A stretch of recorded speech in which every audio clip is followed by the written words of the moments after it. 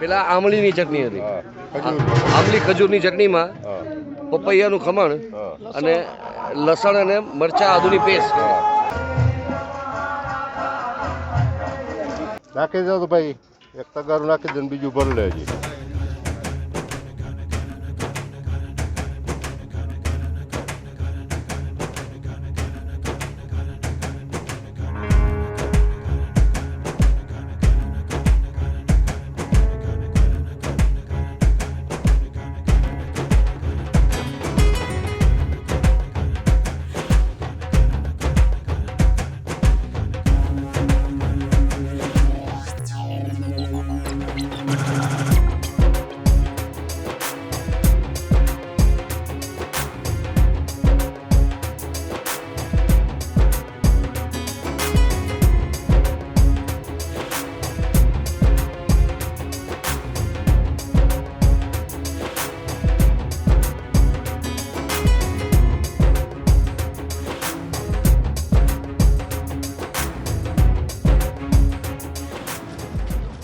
Good morning, જય દ્વારકાધીશ. ગુજ્જુ બોક્સમાં આપનું સ્વાગત છે. હું છું સમીર.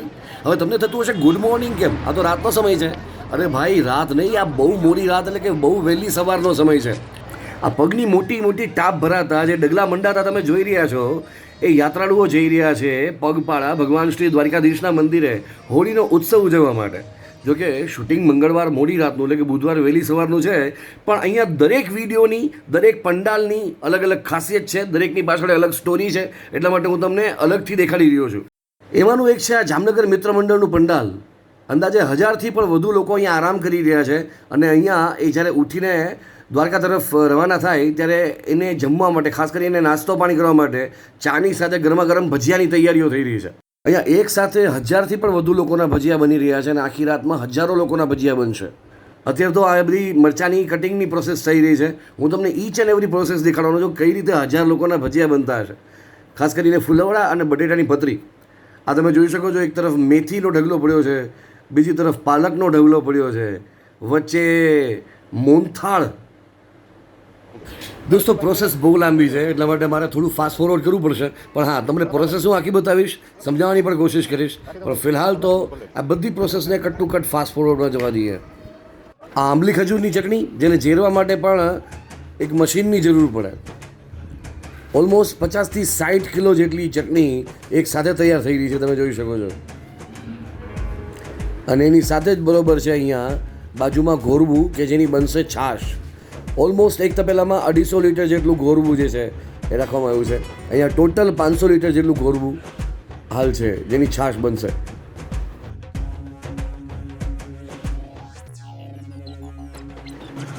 લાલ મરચાંની પેસ્ટ છે અને એની સાથે સાથે લસણની પણ પેસ્ટ રાખવામાં આવી છે ચટણીની અંદર તીખાશ એડ કરવા માટે. અને જે ચટણી બનશે ને બોસ, એ જોયા પછી તમને બીજી કોઈ ચટણી નહીં ભાવે.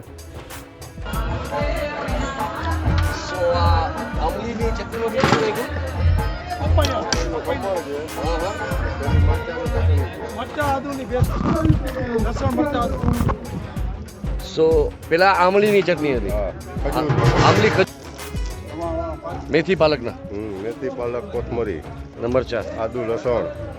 વાહ. મિક્સ મસાલા સાથે નથી નાખી, નાખો, નાખી દો, નાખી દો બધી મરચાની પેસ્ટ નાખી દો, નાખી દો. હાલ ભાઈ, કોથળી નાખ, આદુ લઈ લો. 70 કિલો ભજીયા માટે કેટલા 2 કિલો મીઠું જોઈએ? હા, એક બાજકી એક કોથળી નાખી, નાખ, અડધું નાખી દે. બસ, મરી લઈ લે, દાણા લઈ લે, બસ, લીલા આખા દાણા લઈ લે.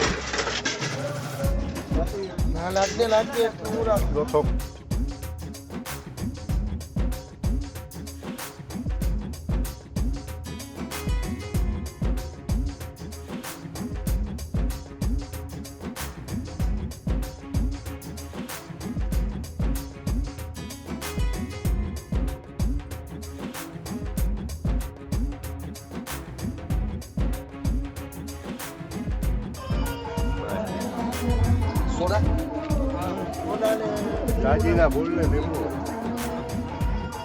જામનગર મિત્ર મંડળ, જય દ્વારકાધીશ અન્નક્ષેત્ર. આજે અમે આ વ્યવસ્થા અને જમણવાર આજે 27 વર્ષથી અમે ચલાવી અને અત્યારે અઢી ત્રણ વાગે ત્યાં ફૂલવડા ભજીયા એ આશરે ઓછામાં ઓછું 7,000 થી 8,000 કે 10,000 લગાણ કે પબ્લિક એટલું પ્રસાદ લઈ નીકળી જાય.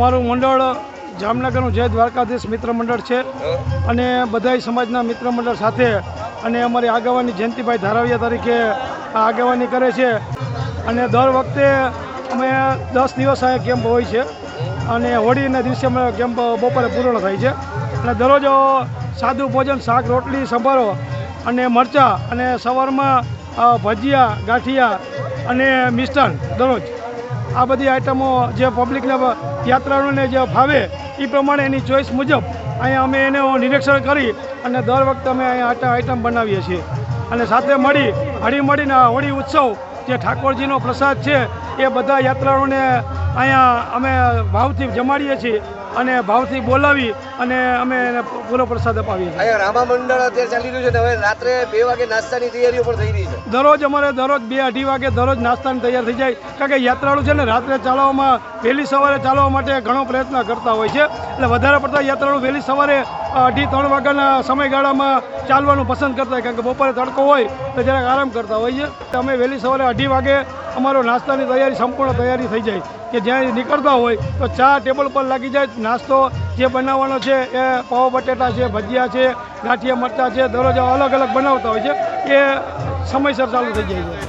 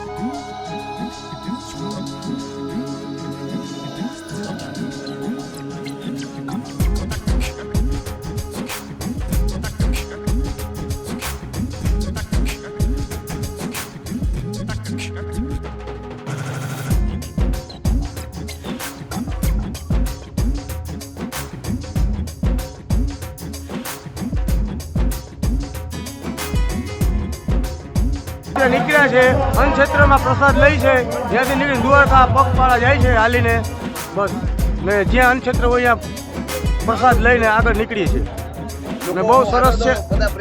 બહુ ખેંચીને બોલાવે છે અને પ્રેમથી પ્રસાદ જમીન નીકળી છે અમે બસ રાજીપેથી બહુ મજા આવે છે. જય દ્વારકાધીશ અવિનવી દયા રાખજે. જય રણછોડ રાય.